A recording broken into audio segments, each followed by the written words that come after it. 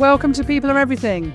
I normally talk about Desert Island Discs and 5 people instead of music and all that kind of thing now, but we're still not in the episode proper. This is another bonus episode, similar to last week. Last week we had 5 people sharing their firsts, so it's like a compilation taken from season 1, and this is the continuation of that. This is a second version of that with a new set of 5 people talking about their first choices. So, it's been wonderful to go back again over the first season and select these and kind of hear them again. And again, I'm struck by the diversity of it, the warmth of it. And as I said last time, people say there's no particular order, but it kind of is. It kind of is. If you actually, if you kind of do what I'm doing, which is go back and check everything, people tend to put a pretty punchy start to their 5. So no different with this selection of 5. I hope you enjoy it. I'll be back with you with a full recording early September of a new set of guests. But in the meantime, as we're taking a summer break, enjoy this compilation.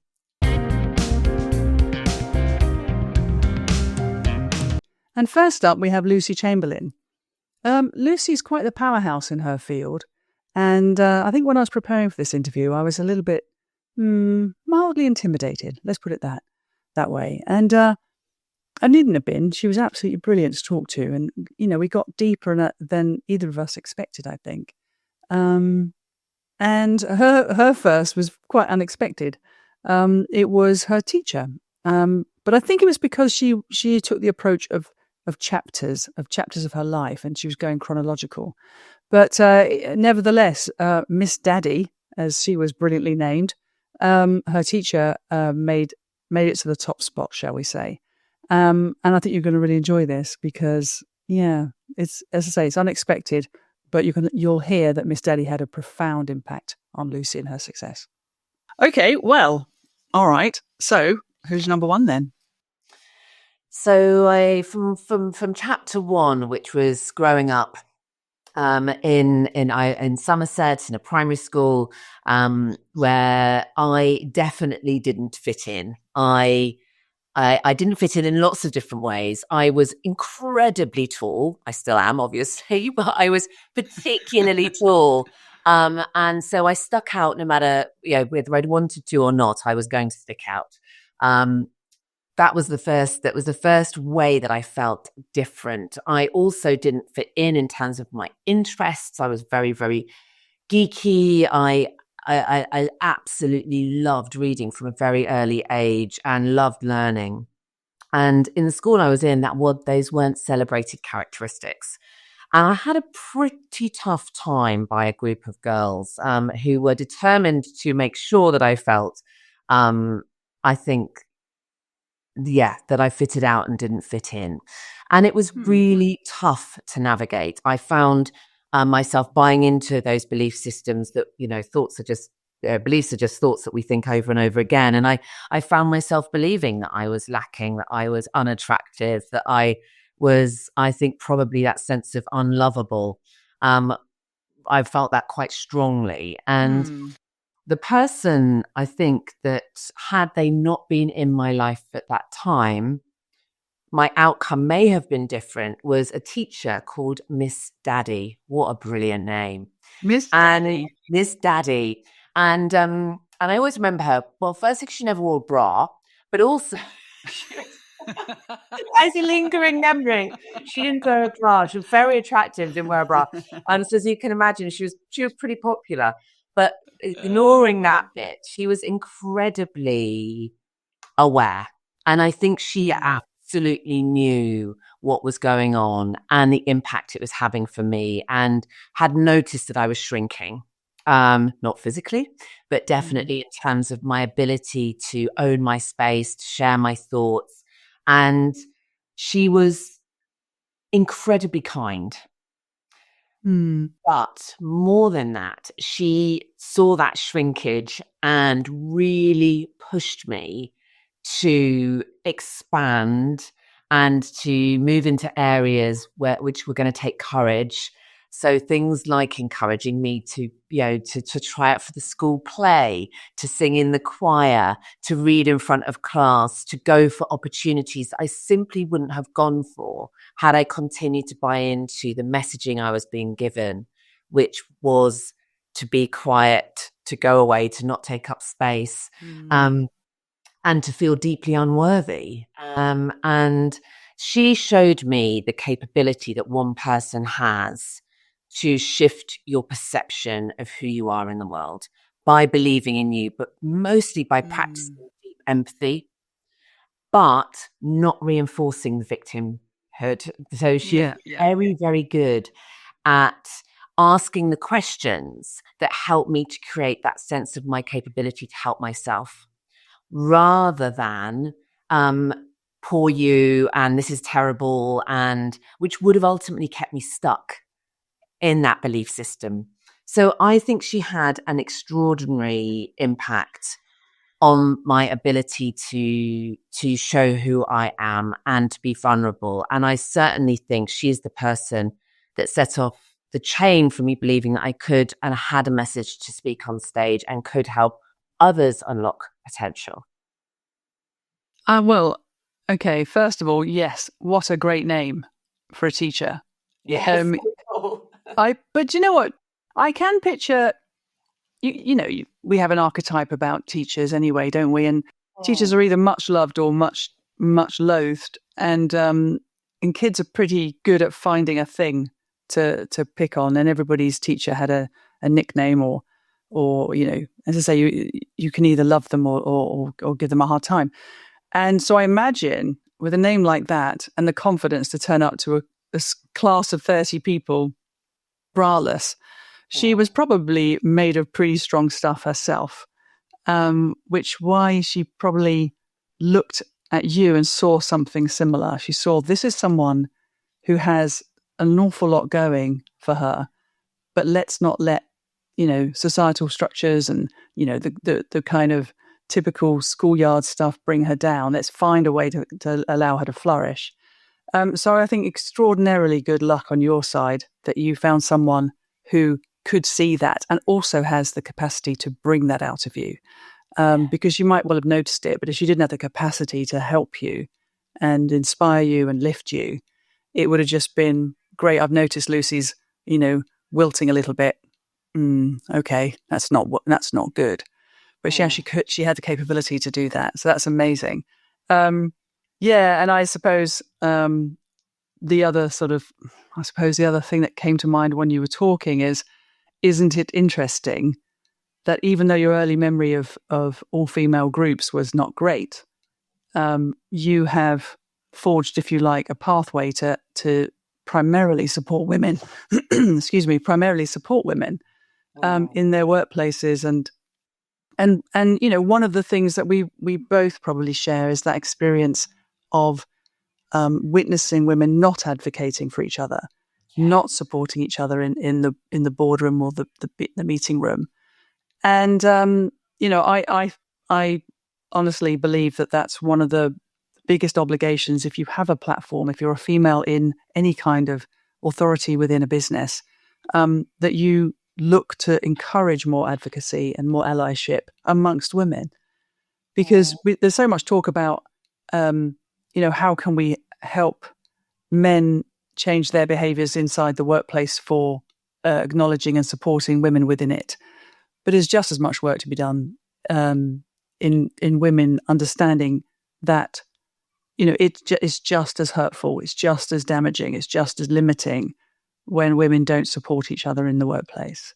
So I just found that interesting that was your early kind of school experience, and maybe that fueled you into this direction as well. What do you think? Do you think I'm onto something there or not? Yeah, that's an insight I haven't had before in terms of that contrast between my experience of my early experience of groups of women, and latterly now how I have a team of women. I work predominantly women. I place predominantly women. I train predominantly women. I have never really reflected on why that might be, but perhaps I really deeply understand that women with shared values that collaborate with other women genuinely have the capacity for such extraordinary achievement, but also great change in the world.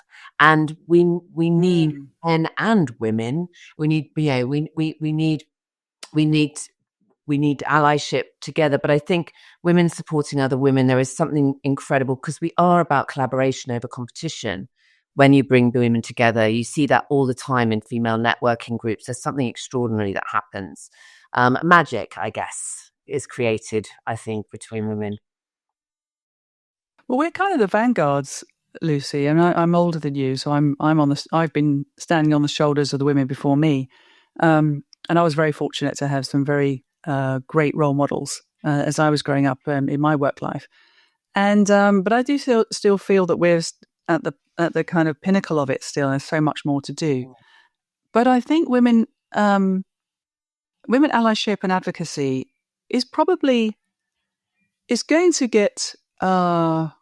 I suppose, better in society as society starts to have more opportunity for women, so that we don't have to scrap over the scraps.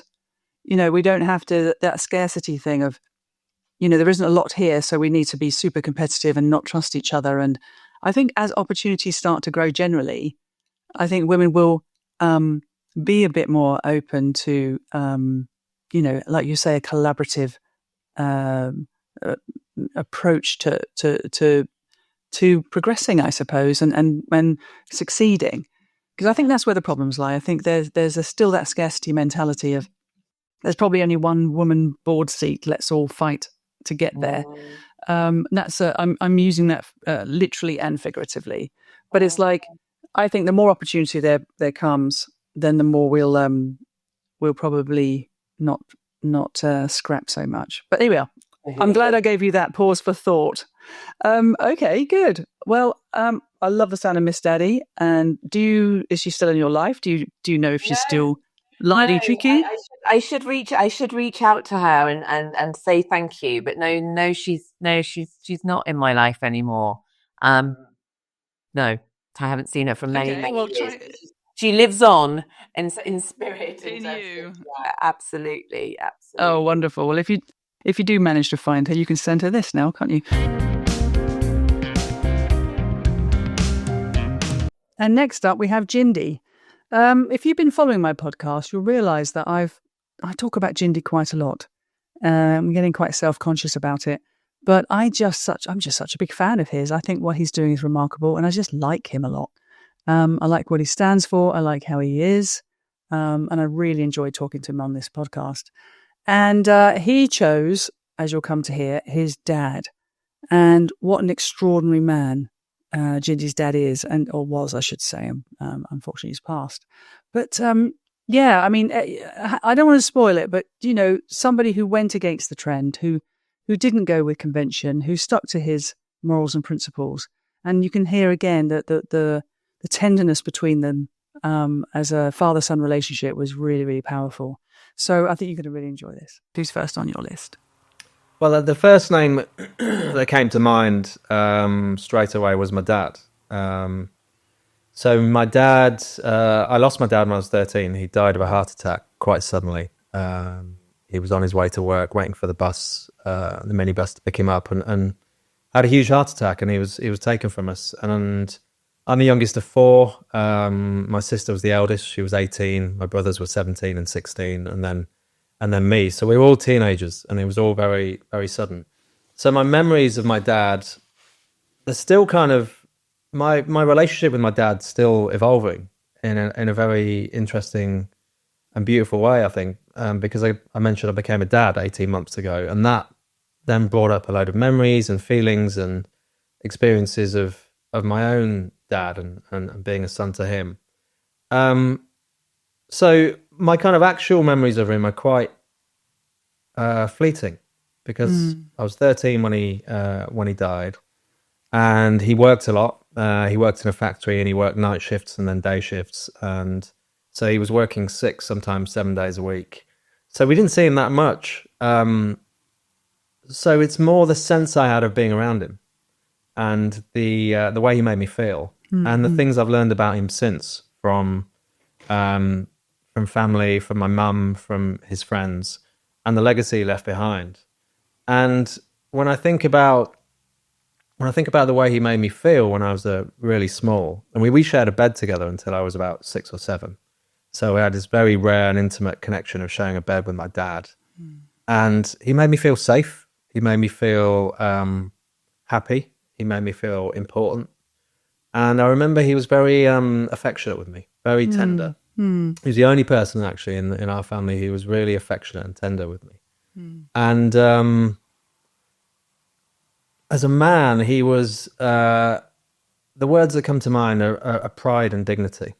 He carried himself in a certain way in the community. So I grew up, but my parents were immigrants from India, from northern India, both Sikhs. We grew up in this small Sikh community in a small market town in the middle of England. And he kept himself on the edges of the community because there was a lot of sort of politics and kind of, I guess, hypocrisy and dishonesty and things that I think he didn't really want to get involved in. And he was also the sort of person who didn't like to be the centre of attention. But he had, from hearing the way people talk about him, he had a certain standing in the community, but deliberately kept himself on the edges of it. And I had this sort of sense of dignity and treating people well. And when I thought about this conversation, I mean, there's 2 stories I often tell about my dad. One is that my sister was born in 1972. And in those days, and perhaps still now, you didn't celebrate the birth of a daughter. So when a son was born, you gave out sweets, boxes of sweets, traditional Indian thing to do, and you take them out to people's houses to say, "Oh, I've had a son," and you eat something sweet. My dad got these boxes of sweets when my sister was born and was taking them around to people's houses. And people said to him, "I thought you had a daughter." And he said, "Yeah, I had a daughter. It's my first child. I'm really happy." And that was my dad. I'm getting tears in my eyes just thinking about that. The other thing he did, also related to my sister, was he had a sense he was unwell. He knew he was unwell, actually. I think he had heart disease, but he hadn't told us. And he had a sense that something might happen. He might die quite suddenly or get quite sick.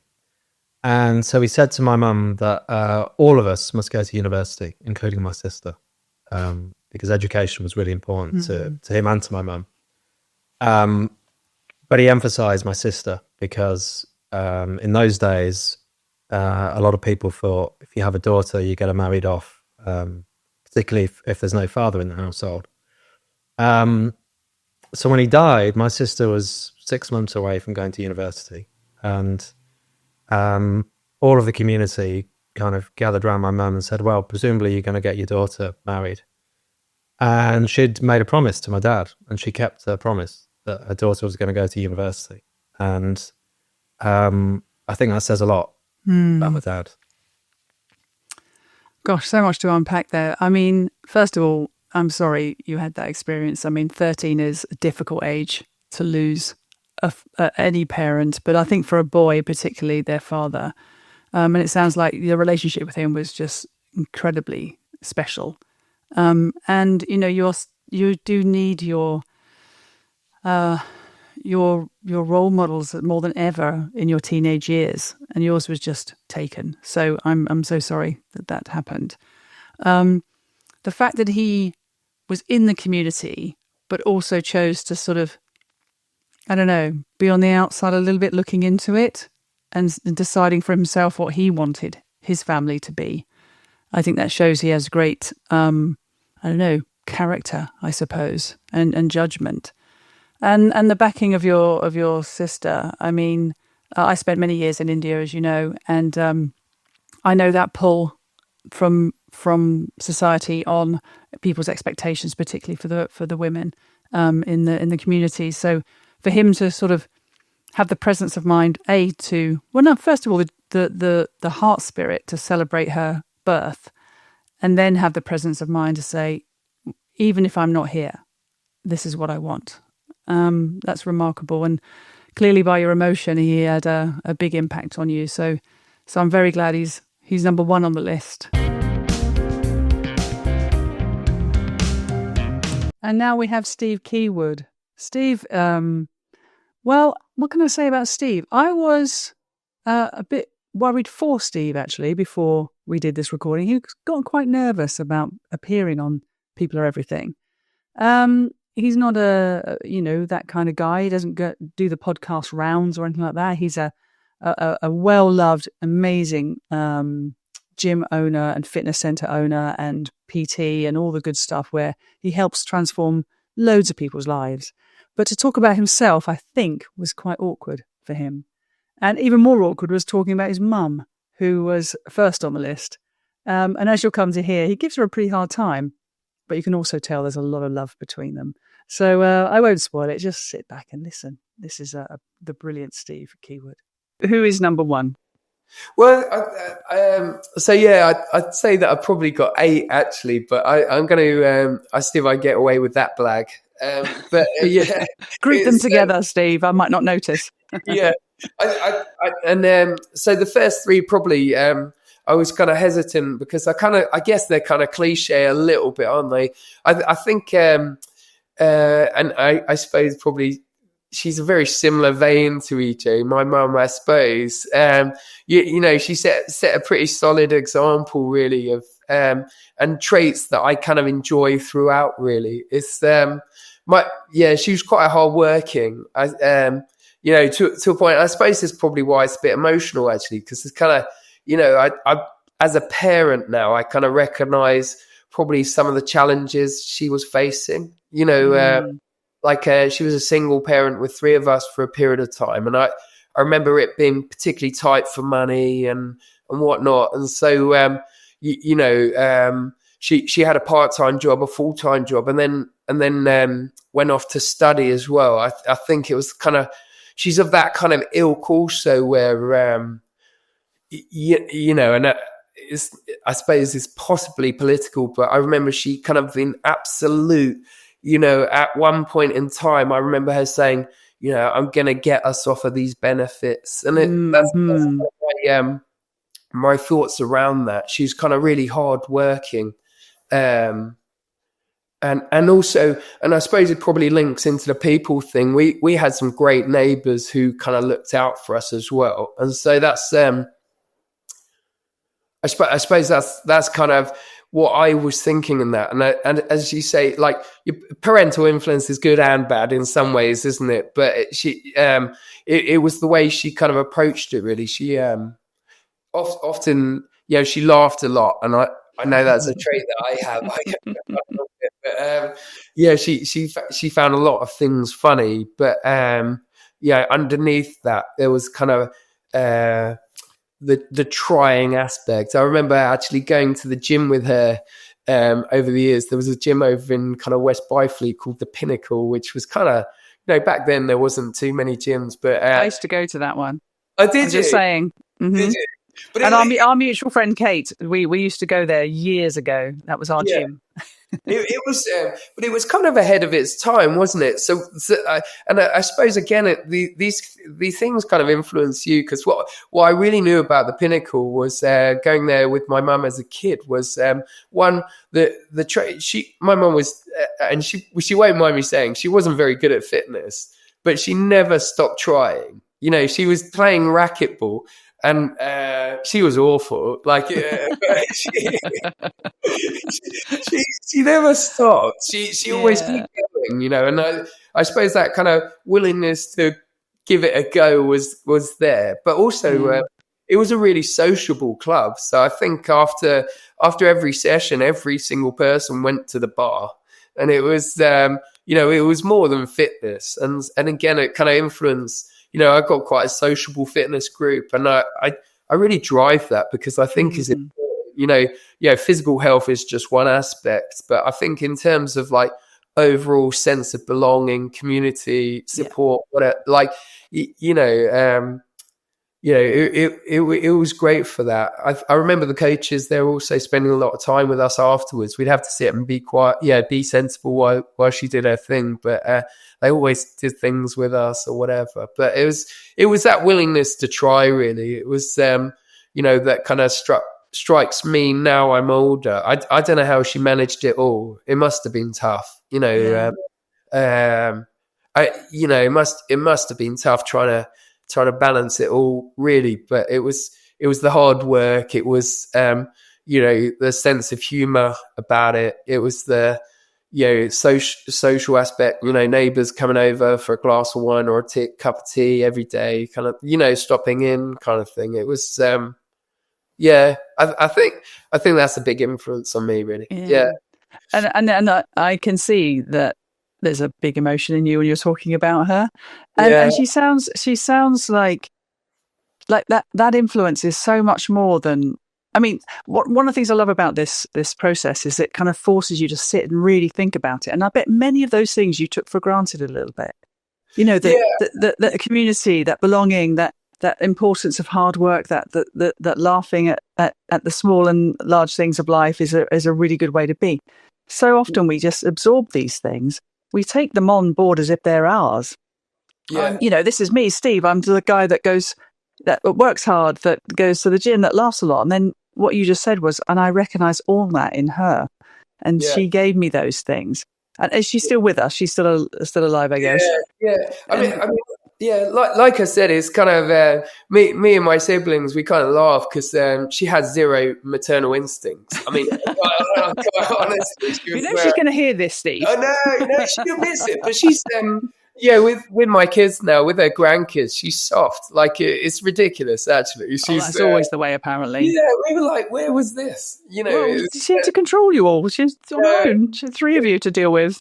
It's always laughable. She kind of like, I'll take them for the evening. Yeah. And you're like, hang on a minute. Yeah. I think that's very, very common that all the softness comes when they have grandchildren because I think things more when you're a grandparent. I mean, you're never the same person 1 year to the next, are you? You're always learning something.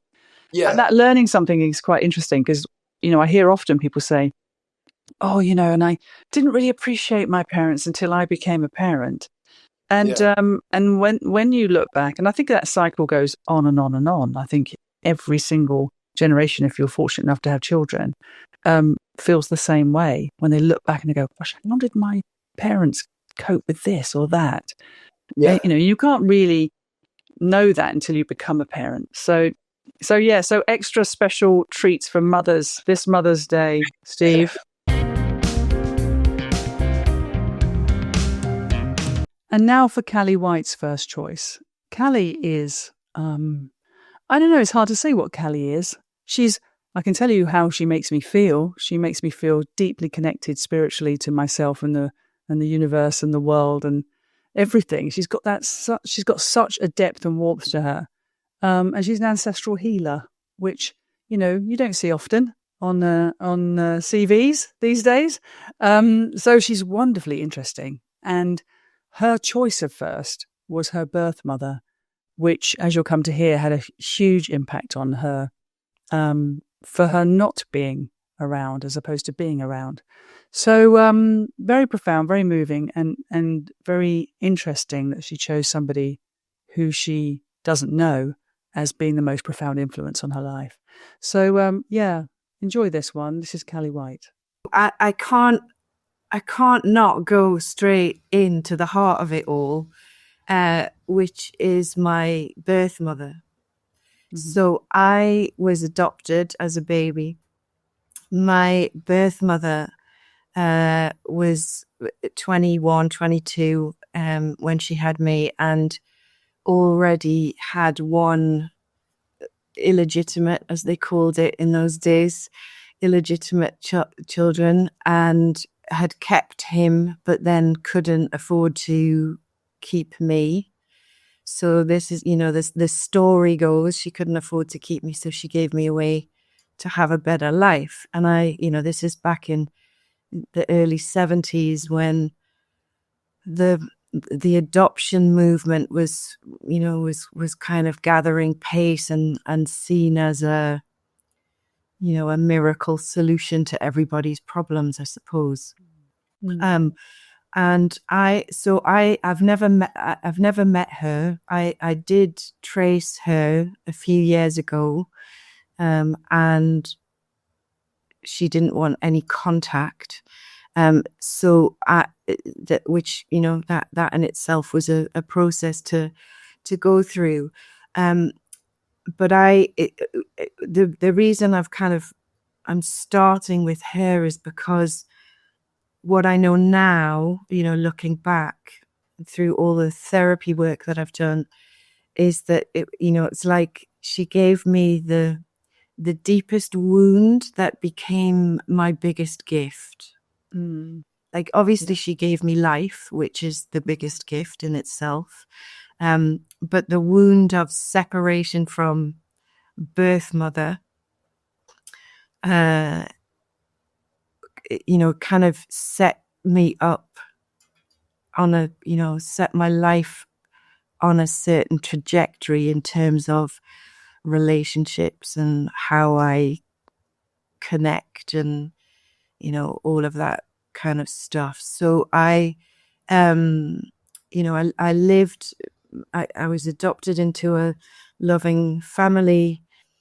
And on the surface, physically and everything, I was well cared for, had plenty of opportunities. But my inner world, my emotional world was, it was kind of a bit of a car crash, I would say. And, I wasn't aware of it, all through my childhood and my teens, and then, through my 20s. And it wasn't until I kind of got to my 30s that it all started to want to come up and out. And, I kind of, before then, had lived it's like I'd believed the story that I'd been given away for a better life and I'd had one, and therefore everything's rosy. And that, as I say, emotionally, internally, that wasn't the case at all. But it was that, it was that wound that took me into psychotherapy, which then has led on to so many other incredible experiences, and understanding, through trying to understand myself, I've learned so much about people in general and how we work as humans, and and all the rest of it. And so, Gosh, I wanted to bring her here, and not, I'm not, I have no doubt that the giving away of a baby was as painful for her as, it was for me. And so, I hold deep love and tenderness and gratitude towards her for that. And gratitude for what it's taught me and what it's ultimately given me, really. I didn't know. Sorry, excuse me. I didn't know that about you. And interestingly, had I done, I think I would have completely dominated that workshop, because I would have just wanted you all to myself. Because I never knew my mum either, but not through adoption, but through mental health issues. So my mum was in a mental institution fairly shortly after I was born, and people around her at that time told me that she just couldn't deal with me at all, and so didn't hold me, handle me, or anything. And I, like you, you just don't think about it when you're growing up. You kind of just make the best of things. But similarly, I think that the kind of, growing up forces you, I think, to sort of look into yourself a little bit more. And I'm really curious. So my big thing, and I totally attribute my deep connection and interest in people to that loss too.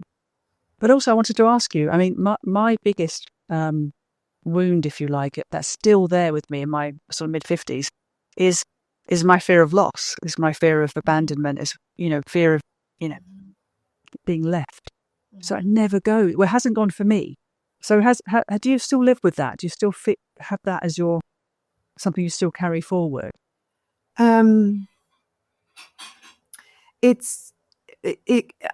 I can touch into the grief, and the aloneness. If I choose to go there, it doesn't drive my so for many years that's with that kind of sat in my unconscious, that would drive my behaviors in relationship to try and avoid that, being rejected again. So now though, that's kind of shifted with the awareness and the work that I've done. It shifted, and and a massive part of what's really helped me is developing my spiritual connections. I can see that. So the bigger than me, the bigger than us, my kind of my worldview, if you like. So it's still there, but it doesn't hold the power over me that it maybe did when it was unconscious for me. I totally relate to what you're saying. But ultimately, I think as humans, we are social creatures. We've evolved through tribal community living. We can't survive on our own, and so there is a natural degree of fear of abandonment, fear of being alone, fear of rejection, and what's always interesting in my work is kind of trying to tease out the what's the natural level of that versus what's the maybe the accent, what's the word, the intensified, or that comes out of traumatic experiences. So I think it's normal that we all fear rejection to a degree. But for me, the question's been about, how does that then stop me from healthy connection, and intimacy, and all that stuff. So yeah. Oh well, I'm still a work in progress on that one. I did like what you said about the tenderness towards your mum as well. And again, I relate to that. I was quite dismissive of my birth mother. I didn't think much of her, to be honest, and didn't think about her very much. But lately, I always saw it from my perspective. I was the one rejected, like you say. But actually, what must it have been like she had 4 children and to be unable to care for them, and she knew she wasn't going to make it. She knew. She was writing letters to us when we were in our sort of, I don't know, I'd been about 3 or 4, something like that, saying that she wished us well in our lives, and she knew she wasn't going to raise us. And I've only just started to tap into the tragedy of her life, as opposed to the loss in mine. It must have been absolutely terrible to be in that circumstance. So I can relate to what you're saying there too. It's maybe it came to you earlier than me, but I've only recently started to see things from her perspective, and that's been very, very good for our connection, actually. So I'm glad you've chosen your birth mother. She did give you life. 21 now. You look at 21-year-olds and you think there's no age to be making those kind of decisions. But it's a decision she had to make. I guess she felt that way. And I wish they'd framed it better for you, Kelly. If I could go back in time, I'd say this idea that a better life would be had with you not in it. I find that's not the worst. That's probably one of the worst things you can say to a child, because children always think it's their fault. They always think, well, what did I do then? Why was I so awful that I had to be rejected so that my mother could have a better life without me? So I think maybe if we could go back in time, we might not have changed the outcome because it made you the person you are. Perhaps we could have done with a better framing. What do you think? Yeah, I mean, the stories back then. The other big part of it was, my adopted mum and dad they would say, you were chosen, you were special. That's the flip side of it. And I always used to think, well, that's not really true, is it? Because you just you put your name down to adopt a baby, and you get the baby that comes along at the right time. It's not like you haven't chosen me personally. So that always confused me. And then the whole like special, what does that mean? Oh, I've got to be this golden child. So yeah, back then that I think that we've still got, obviously we're lots of work to do, but I think things have improved a little bit about how this stuff is framed, and and I think children that are adopted now tend to, things are a little bit more open about their circumstances and their birth families, and and all the rest of it. And it's it's very unique. It's it's different for everybody. I think everyone's experience is unique as well. But yeah. Okay. Well, thank you for sharing that. No, I for loads of reasons. We're going to have more chats about this offline, because I'd love to talk more about that.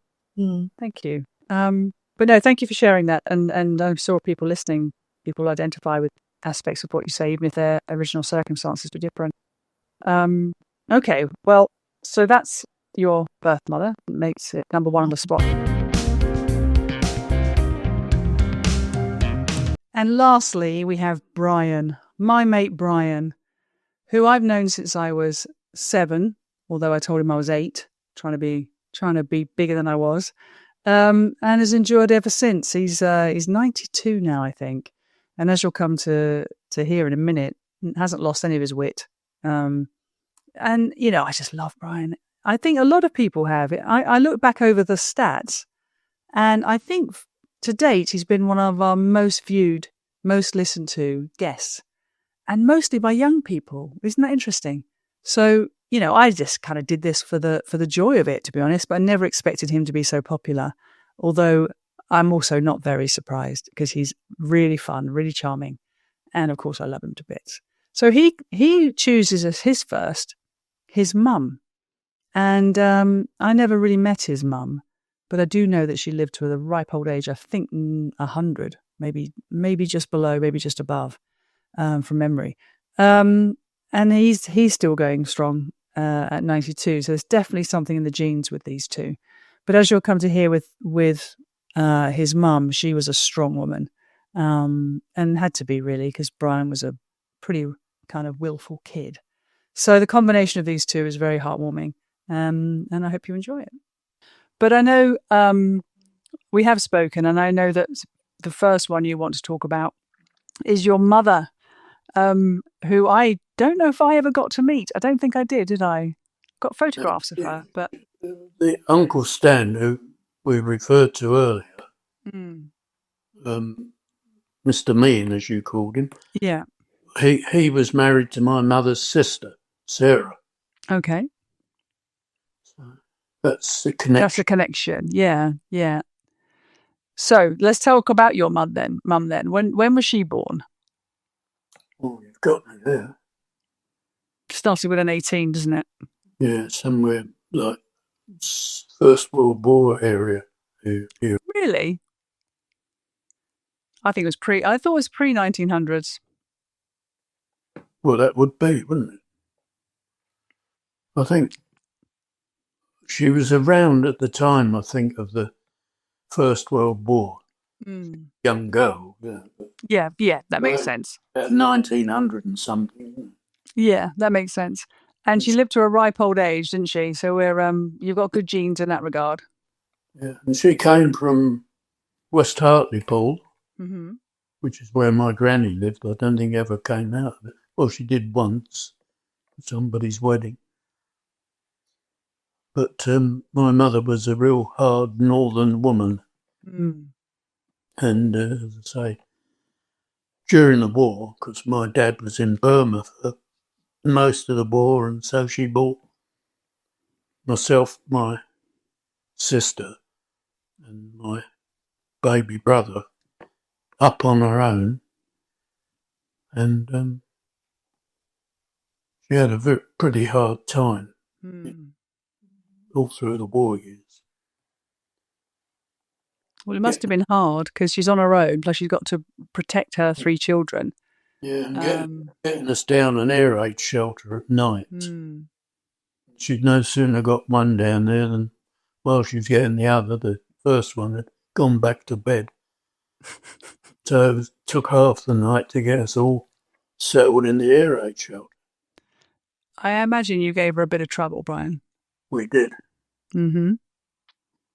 And as my penchant for falling out of trees was made her, she's always having to visit the hospital to get me fixed up again. Stuff like that. What age did she made it? Did she get over 100 in the end? I think she did, didn't she? Yeah, 101. 101. That's pretty something. Well, nearly 102. Oh, that's incredible. Him, her brother, he was 90-something. Well, you've got about another 40 years to go, haven't you, by the time machine? Something like that? If we worked at the time machine, Yeah. Okay, so she was a big influence on your life, but do you think it was entirely? I don't mean this in a difficult way, but she was difficult. You found some aspects of her quite difficult. I think some of her, she was quite a strong woman. She didn't suffer fools, glad. Yeah, and there was no use going back to my mum and saying, "Oh, Fred Bloggs has hit me." All she'd say was, "We'd get out there and hit him back." And I would say, "He's too big." And her reply was, "If you can't hit him, kick him." And I was brought up that you just took your punishment and got on with it. Yeah. But that was that time then, wasn't it? It was very much like that. The parenting was very kind of hands-off, shall we say. But what do you remember most about her? If you had to describe her to someone now and say what kind of woman she was, what would you say? Very hard working. She was always at work, even during the war she used to wash glasses at the local pub for a few bob and that sort of thing. She was always working. And what did you if you had to summarise again though, what you learned from her? What kind of traits did you have from her? Can you pinpoint anything? Stand on your own 2 feet and yeah, don't whinge about anything, because she couldn't tolerate anybody whinging. Well, how come you didn't listen to that last bit? Hang on a second. I'm thinking every time I ring you, there's something. Well, my knees ache. Yeah, something's hurting. Yeah. Okay, so stand on your own 2 feet. I mean, independence, be your own person. Oh, definitely. I mean, I've known you, I say, a long time, and I think that's definitely characterised in how you are. Okay, and I mean, that's why I progress in the building industry, because my natural instinct is to want to be in control, to be in charge, to tell somebody, do this, because I'm a born foreman. You're a born boss, the boss. Yeah. And, and do you think there's any other characteristics from her that have come through? No, it's just everything about her was, never give in, never cry. Just get up and wipe yourself off and get on, And I suppose that's got embedded in me. So that was the summary of the 5 people and who they chose as their firsts. And they're all from season 1, both last week's episode and this week's. I think I might keep going with this format. I probably won't put another 2 out back to back like this. I'll leave season 2 for a while and come back to this format. But I quite like doing it. And the feedback so far has been great. I think you've all enjoyed a little bit of a look back. So I'll see you in September with some new guests, like I mentioned earlier. In the meantime, I will be putting out some more bonus content between now and then. Enjoy the rest of the summer, and I'll see you very soon. Take care. Bye-bye.